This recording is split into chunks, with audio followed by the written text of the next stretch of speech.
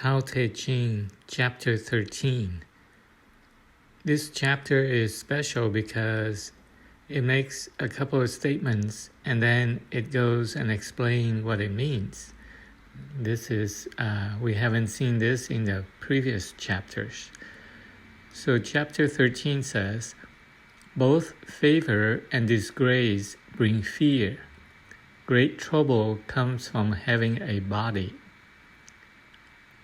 What is meant by both favor and disgrace bring fear?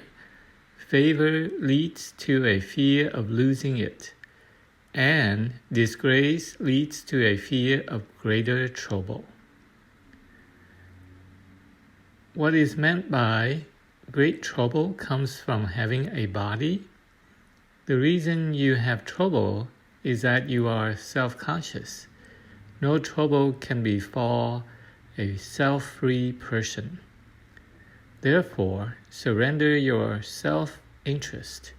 Love others as much as you love yourself, and you can be entrusted with all things under heaven.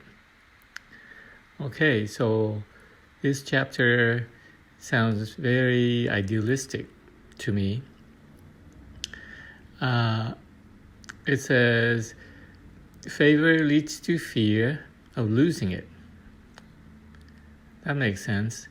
And disgrace leads to fear of greater trouble. So both bring fear, favor and disgrace. And then great trouble comes from having a body. And it says the reason you have trouble is that you are self-conscious. So if you are self-free, then no trouble will come to you. And that's an interesting perspective. So I guess it's saying that a lot of trouble comes to us because of our ego. If we do away with our ego or lessen it, then we will have less trouble. So with self-conscious, I guess so. When we have debates or we feel offended by somebody, a lot of times it's because our sense of self is somehow hurt or diminished, and we feel upset about that. So I guess if we don't have a sense of self, then we wouldn't be offended or upset. I think of it almost like a robot or a computer.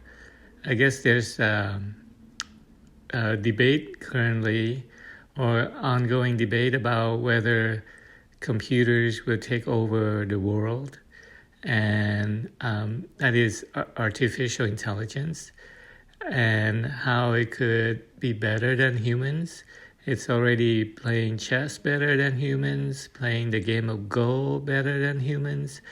It's able to discover, solve some biology type of problems that humans could not on their own. So, and computers has no sense of self.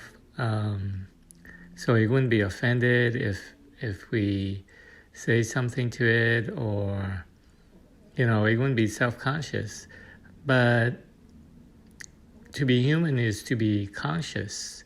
So it's something to think about.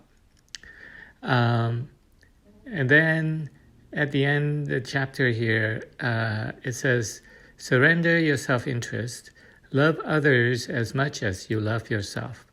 Now that's interesting because this same statement comes from Jesus in the Bible. So this perspective is exactly the same. So that makes, that gives it more power to it, more weight.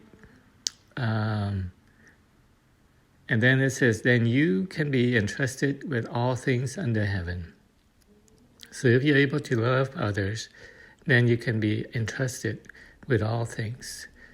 So that's a something to reflect upon and think about. And thank you, and see you in the next chapter.